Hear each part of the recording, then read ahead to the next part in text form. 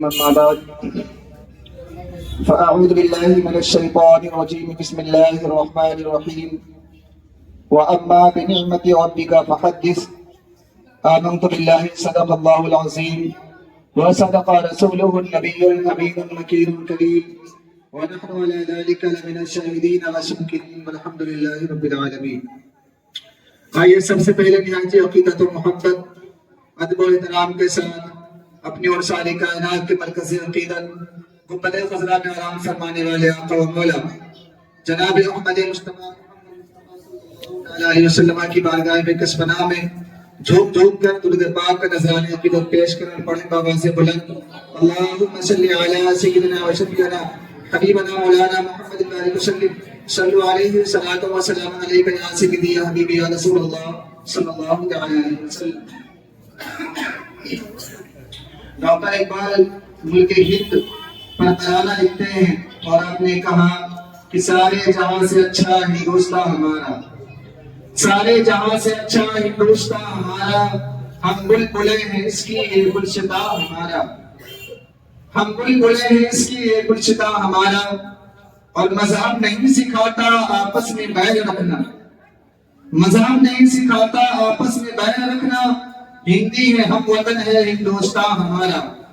اور یونان و مصر و روما سب مٹ گئے جہاں سے، یونان و مصر و روما سب مٹ گئے جہاں سے، باقی مگر ہے اب تک نام و نشاں ہمارا، باقی مگر ہے اب تک نام و نشاں ہمارا.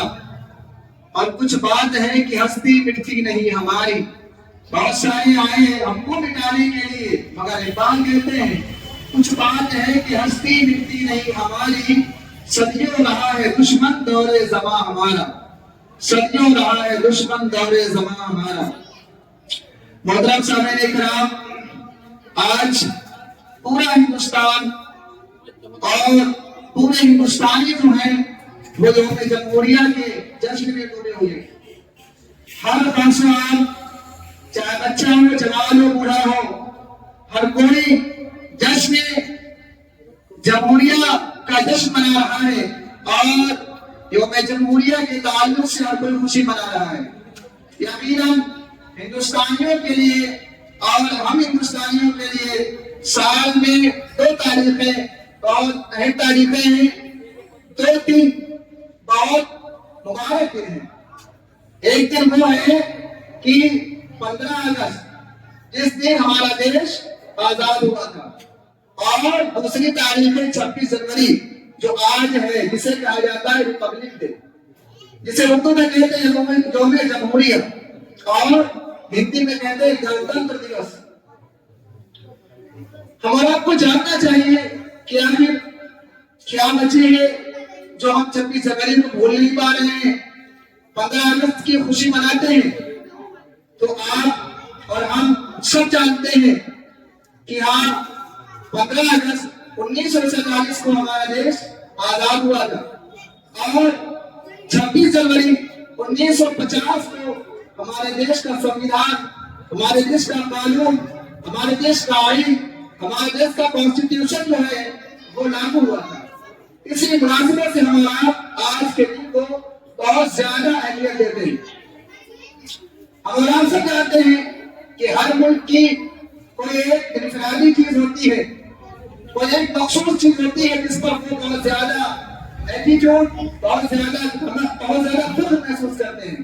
جیسا کہ اور جو ملک ہیں کسی کے پاس میں سپر پاور طاقت ہے تو وہ اپنی طاقت پر غرور کرتا ہے، اپنی طاقت پر فخر کرتا ہے. مگر الحمدللہ ہم ہندوستانیوں کے پاس میں بھی سپر پاور سے بڑی اگر کوئی طاقت ہے تو وہ کیا ہے؟ وہ ہے ڈیموکریسی. وہ کیا ہے؟ وہ ہے آزادی. وہ کیا ہے؟ وہ ہے ہر کسی کو اپنے اپنے طور سے آزادانہ طور پر زندگی کو گزارنا. یقین ہم اور آپ آج اگر یہاں جمع ہوئے ہیں تو ہمارا مجاہدین آزادی جنہوں نے اپنی جانوں کو ہندوستانیوں کو آزاد کرانے کے لیے قربان کر دیا، ہم ان کو خراج عقیدت پیش کرنے کے لیے حاضر ہوئے ہیں.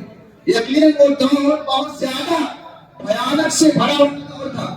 آپ ذرا یاد کریں 1947 سے پہلے ہمارا دیش جو تھا اور ہمارے دیش کے جو مسلمان، جو ہندو مسلمان جو بھی ہے جہاں بسا کرتے تھے، تو انگریزوں کے چنگل میں اور انگریزوں نے ان کے گلے میں اس طریقے سے غلامی کا کام ڈال دیا تھا اور وہ اس طریقے سے ظلم و ذلت کا شکار ہو چکے تھے کہ انہوں نے سوچا بھی نہیں تھا کہ کبھی ہمیں ان سے آزادی ملے گی.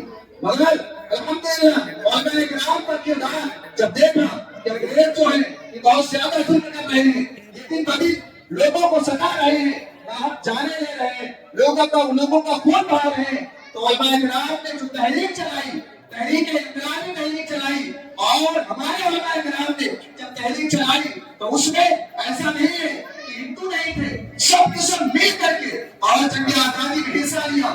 حصہ لینے کے بعد میں اپنے بچوں کو قربان کیا, اپنے جوانوں کو قربان کیا, اپنی جانوں کو قربان کر دیا اور ہندوستان کو آزاد کرا دیا اور ہندوستان سے انگریزوں کو بھگایا, باہر نکالا. اور یہی وجہ ہے کہ ہندوستان آزاد ہو گیا. اب ہندوستان میں کوئی رنگ روپ نہیں دیکھا جائے گا, اب ہندوستان میں کوئی ایک تہذیب نہیں چلے گی, اب ہندوستان میں ایسا نہیں کہ ہندو مسلم ہوگا, بلکہ یہ قانون بنایا گیا, یہ قانون دیا گیا. آپ دیکھیں گے قانون پڑھیں گے تو آرٹیکل 25, 26, 27, 28, 29 ایسے جو دفعات ہیں ان کے تحت لکھا گیا کہ ہندوستان میں جتنے بھی شہری رہتے ہیں, جتنے باشندے رہتے ہیں, ان سب کو اپنے اپنے مذہب کے اعتبار سے, ان سب کو اپنے اپنے دھرم کے اعتبار سے زندگی کو گزارنے کا پورا حق ہے, پورا ادھیکار ہے. اگر آج ہم اور آپ اپنے مذہب کے مطابق آزاد ہیں, اگر آج ہندو جو ہیں اپنے دھرم کے مطابق آزاد ہیں, تو یہ اگر کسی کی دین ہے تو کس کی دین ہے؟ جنہوں نے قانون کو لکھا. اور 1950 24 جنوری کو جب یہ قانون لایا گیا اور جب قانون تیار ہو گیا تو اس میں 308 افراد تھے اور جس میں ہندو مسلمان دونوں تھے, اور انہوں نے قانون لکھا اور آئین تیار کیا, اور آئین تیار کرنے کے بعد میں 26 جنوری 1950 کو وہ قانون لاگو ہوا. چونکہ جب تک دیش آزاد نہیں ہوا تھا انگریزوں کا قانون تھا, انگریزوں کا طریقہ تھا, انگریزوں کی ساری چیزیں تھی. مگر جب دیش آزاد ہو چکا تو اب ہندوستانیوں کو اپنے قانون کی ضرورت تھی. تو 1950 عیسوی اور 26 جنوری کو یہ صاف ستھرا سنہرا قانون لاگو ہوا. اور تب سے لے کر کے آج تک بہت سارے ایسے لوگ ہیں تو جو یہ سوچتے ہیں کہ ہاں صرف یہاں پر ایک تہذیب ہو, صرف یہاں پر ایک طریقہ ہو, صرف یہاں پر ایک دھرم ہو, مگر آج تک وہ ناکامیاب ہے.